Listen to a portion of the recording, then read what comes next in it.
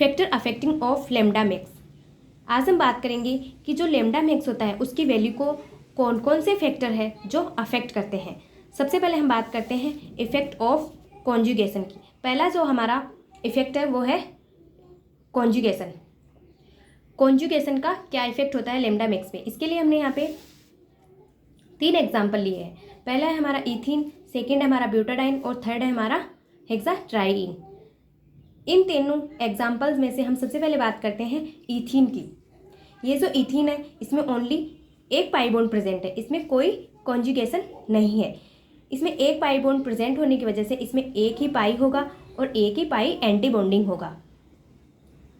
तो इसमें जो पाई टू पाई स्टार के बीच में जो ये एनर्जी गैप होगा वो ज़्यादा होगा। ये जो एनर्जी गैप है ये सबसे ज़्यादा है। अब हम बात करते हैं सेकेंड एग्जाम्पल की, जो है हमारा ब्यूटाडाइन। ब्यूटाडाइन में कॉन्जुगेशन दिख रहा है हमें। क्या दिख रहा है हमें यहाँ पे? कॉन्जुगेशन।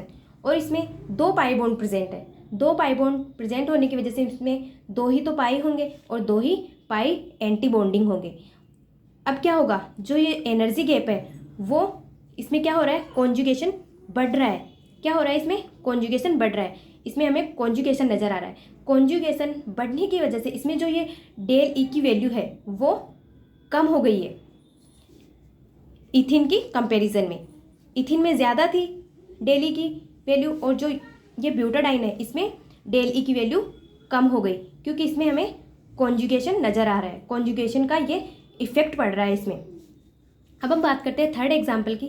थर्ड एग्जाम्पल है हमारा हेक्साट्राईन, जिसमें क्या हो रहा है, इसमें ब्यूटाडाइन से भी ज़्यादा कॉन्जुगेशन नज़र आ रहा है, क्योंकि इसमें 3 पाई बॉन्ड है जबकि ब्यूटाडाइन में 2 ही पाई बॉन्ड प्रेजेंट थे। इसमें 3 पाई बॉन्ड होने की वजह से इसमें 3 ही तो पाई होंगे और 3 ही पाई एंटी बॉन्डिंग होंगे। और इसमें 3 पाई बॉन्ड प्रेजेंट होने की वजह से, कॉन्जुगेशन इंक्रीज होने की वजह से इसमें जो ये डेल ई की वैल्यू है वो और भी ज़्यादा कम हो गई, और भी ज़्यादा घट गई। जो ये एनर्जी गैप है ये सबसे कम हो गया तीनों एग्जाम्पल में से। तो इससे हमें क्या पता चल रहा है कि जैसे जैसे हम यहाँ पे कॉन्जुगेशन क्या कर रहे हैं, बढ़ा रहे हैं। जैसे जैसे हम कॉन्जुगेशन बढ़ा रहे हैं वैसे वैसे जो ये डेल ई की वैल्यू है वो क्या हो रही है, डिक्रीज़ हो रही है, कम हो रही है। तो क्या पता चल रहा है हमें, यहाँ पे कॉन्जुगेशन बढ़ाने की वजह से यहाँ पे जो डेल ई की वैल्यू है वो कम हो रही है और जो लेमडा मैक्स है वो क्या हो रहा है, बढ़ रहा है। कैसे लेमडा मैक्स क्यों बढ़ेगा? क्योंकि हमें जैसे पता है कि जो एनर्जी होती है वो इन्वर्सली प्रोपोर्शनल होती है वेवलेंथ के। तो जैसे जैसे हम एनर्जी को कम करेंगे वैसे वैसे लेमडा मैक्स की जो वैल्यू है वो बढ़ जाएगी। तो इसी वजह से यहाँ पे हम कॉन्जुगेशन इंक्रीज कर रहे हैं, डेली की वैल्यू यहाँ पे कम हो रही है, डेली की जो गैप है वो कम हो रहा है। वैसे वैसे ही हमें यहाँ पे जो लेमडा मैक्स की वैल्यू है वो भी यहाँ पे बढ़ रही है। देखिए यहाँ पे जो इथीन है उसकी लेमडा मैक्स है 170 नैनोमीटर और ब्यूटाडाइन की लेमडा मैक्स की वैल्यू है वो है 170 नैनोमीटर। और जैसे जैसे और ज़्यादा कॉन्जुगेशन इंक्रीज हो गया तो हेक्साट्राईन की जो लेमडा मैक्स हमें यहाँ पे ऑब्जर्व होती है वो होती है 258। तो देखिए यहाँ पे डेल ई की वैल्यू सबसे कम है और जो लेमडा मैक्स की वैल्यू है वो सबसे ज़्यादा है। तो इसका हम ऑर्डर देखते हैं, तो del E 1 is greater than del E 2 is greater than del E 3। तो इसका क्या, इस कॉन्जुगेशन का क्या इफेक्ट होता है ये देखिए। जैसे जैसे हम कॉन्जुगेशन इंक्रीज करते हैं वैसे वैसे लेमडा मैक्स की वैल्यू भी बढ़ती है। और लेमडा मैक्स की वैल्यू बढ़ती है तो कौन सा शिफ्ट होता है वहाँ पे, बेथोक्रोमिक शिफ्ट। और इसको हम क्या बोलते हैं, रेड शिफ्ट, क्योंकि जो रेड कलर होता है उसकी जो वेवलेंथ होती है वो सबसे हाई होती है। अब हम बात करते हैं सेकेंड इफेक्ट की, और सेकेंड इफेक्ट है हमारा effect of solvent. Effect of solvent, solvent का लेमडा मैक्स पे क्या इफेक्ट होता है। तो सबसे पहले हम ये बात करते हैं यहाँ पे कि जो हम यहाँ पे सॉल्वेंट लेंगे वो कैसा होना चाहिए। सॉल्वेंट कैसा होना चाहिए, सेचूरेटेड होना चाहिए, अनसेचूरेटेड होना चाहिए, या फिर पोलर होना चाहिए या नॉन पोलर होना चाहिए। तो यहाँ पे हम किस प्रकार का सॉल्वेंट यूज़ करते हैं ये हम यहाँ देखते हैं। Solvent are generally used for saturated system. तो यहाँ पे जो हम सॉल्वेंट यूज करते हैं वो हमारा कैसा होना चाहिए, सेचूरेटेड सिस्टम वाला होना चाहिए। अब हम यहाँ पे दूसरा क्या होना चाहिए, यहाँ पे जो सॉल्वेंट होता है वो नॉन पोलर भी हो सकता है और पोलर भी हो सकता है। सॉल्वेंट हमारा नॉन पोलर भी हो सकता है यहाँ पे और पोलर भी हो सकता है। नॉन पोलर का जो एग्जाम्पल है वो है हेक्सेन, और जो पोलर का एग्जाम्पल होता है वो है मेथेनॉल और इथेनॉल।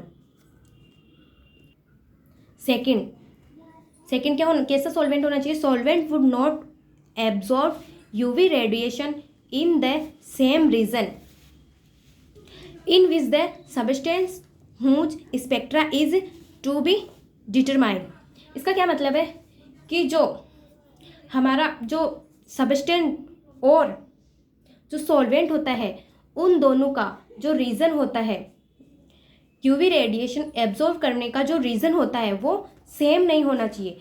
सॉल्वेंट और सब्सटेंस दोनों का जो रीज़न होता है वो सेम नहीं होना चाहिए, डिफरेंट होना चाहिए। क्योंकि अगर जो सब्सटेंस होता है वो तो हमारा कैसा होता है, कॉन्जुगेटेड होता है, लेकिन जब हम यहाँ पे सॉल्वेंट होता है उसको भी हम अगर पाई बॉन्ड वाला यूज़ करेंगे तो हमें जो यूवी का जो स्पेक्ट्रा ऑब्जर्व होगा वो दोनों का सेम ऑब्जर्व होगा। तो ऐसा नहीं होना चाहिए, इसलिए हमें जो सॉल्वेंट लेना चाहिए वो कैसा लेना चाहिए, डिफरेंट लेना चाहिए। तो हमें यहाँ पे सेचुरेटेड सिस्टम वाला सॉल्वेंट यूज करना चाहिए। नेक्स्ट है solvent should be conjugate not conjugated system. Solvent जो हम यूज़ करेंगे वो नॉन कॉन्जुगेटेड सिस्टम वाला यूज़ करेंगे। अब है next, it has also ability to influence the UV radiation would be absorb. अब हम बात करते हैं जो हम यहाँ पे नॉन पोलर सॉल्वेंट लेते हैं वो लैम्डा मैक्स पे कोई इफेक्ट नहीं करता है। तो यहाँ पे जो नॉन पोलर सॉल्वेंट होते हैं वो लैम्डा मैक्स को अफेक्ट नहीं करते हैं। अब हम बात करते हैं पोलर सॉल्वेंट की, तो पोलर सॉल्वेंट लैम्डा मैक्स की वैल्यू को अफेक्ट करते हैं। इसका जो हमें यहाँ पे ऑर्डर प्राप्त होता है, order of stabilization of orbital by solvolysis का, तो वो क्या होता है, जो नॉन बॉन्डिंग इलेक्ट्रॉन वाला होता है वो ज़्यादा स्टेबल करने की कोशिश करते हैं, और उससे भी कम होता है पाई एंटी बॉन्डिंग का, और उससे कम होता है पाई स्टार का। यहाँ पे सिग्मा और सिग्मा स्टार कोई अफेक्ट नहीं करते, क्योंकि सिग्मा और सिग्मा स्टार होते हैं वो इंटरेक्शन नहीं करते हैं। क्योंकि जो सिग्मा स्टार होता है, जो सिग्मा होता है उसकी जो एनर्जी होती है वो सबसे कम होती है, और जो सिग्मा स्टार होता है उस सिग्मा की एनर्जी तो सबसे कम होती है, और जो सिग्मा स्टार होता है उसकी एनर्जी सबसे हाई होती है। इसलिए ये दोनों कोई भी इंटरेक्शन नहीं करते हैं। अब बात करते हैं polar solvent has affect on. Polar solvent होते हैं जो दो इलेक्ट्रॉनिक ट्रांजिशन को अफेक्ट करते हैं। पहला जो इलेक्ट्रॉनिक ट्रांजिशन है वो पाई टू पाई स्टार होता है, और सेकेंड जो होता है वो एन टू पाई स्टार। इन दो ट्रांजिशंस को अफेक्ट करते हैं। पहला हमारा ट्रांजिशन है पाई टू पाई स्टार ट्रांजिशन। इसमें हमने यहाँ पे क्या किया है, यहाँ पे हमने नॉन पोलर सॉल्वेंट लिया है। अब जो नॉन पोलर सॉल्वेंट होता है वो यहाँ पे कोई अफेक्ट नहीं करता। डेल ई की ये डेल ई वन है, ये यहाँ पे इसका एनर्जी गैप है, ये पाई टू पाई स्टार है, जिसमें नॉन पोलर जो सॉल्वेंट होता है वो कोई अफेक्ट नहीं करता लैम्डा मैक्स की वैल्यू को। अब हम यहाँ पे सेकंड जो सॉल्वेंट लेते हैं वो हमने यहाँ पे पोलर सॉल्वेंट लिया है, जिसमें ये पाई टू पाई स्टार है। तो इसमें जो क्या होता है, ये इसमें जो ये पाई स्टार वाला होता है ये क्या करता है, ये इसको स्टेबल करने की कोशिश करता है, और स्टेबल करेगा तो ये क्या करेगा, थोड़ी एनर्जी को कम कर देगा। एनर्जी को कम करने से लैम्डा मैक्स की वैल्यू यहाँ पे इंक्रीज हो जाती है, और जो ये होता है थोड़ा स्टेबल हो जाता है। तो इसमें क्या होता है, ये जो डेल ई वन होता है उसका जो ये एनर्जी गैप होता है, एनर्जी गैप क्या होता है, ये इसका एनर्जी गैप यहाँ से इतना है, यानी कि इसका जो एनर्जी गैप ज़्यादा है और इसका एनर्जी गैप कम हो जाता है। क्योंकि यहाँ जो ये पाई स्टार होता है ये इसको स्टेबल करने की कोशिश करता है, जिससे इसकी जो एनर्जी होती है वो थोड़ी कम हो जाती है, तो ये यहाँ से थोड़ा नीचे आ जाता है, जिससे इसका जो एनर्जी गैप होता है वो कम हो जाता है। तो इसमें क्या होता है कि जो सेकंड वाला पोलर सॉल्वेंट होता है उसका जो एनर्जी गैप होता है वो कम हो जाता है, जिससे लैम्डा मैक्स की वैल्यू बढ़ जाती है, लैम्डा मैक्स की वैल्यू इंक्रीज हो जाती है। और जो क्या होता है टुवार्ड्स बेथोक्रोमिक शिफ्ट होता है, रेड शिफ्ट होता है, क्योंकि इसमें जो रेड कलर होता है उसकी वेवलेंथ जो होती है वो हाई होती है।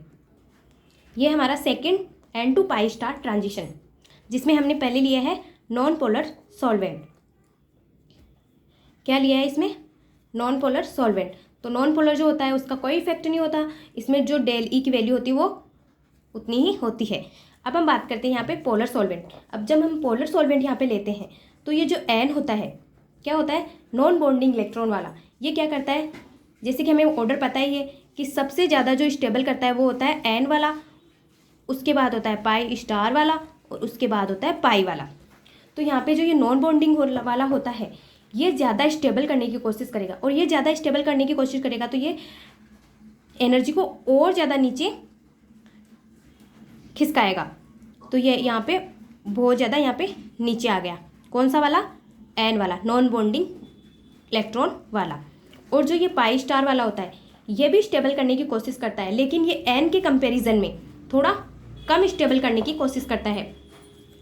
तो ये इसमें जो होता है ये थोड़ा कम नीचे आएगा।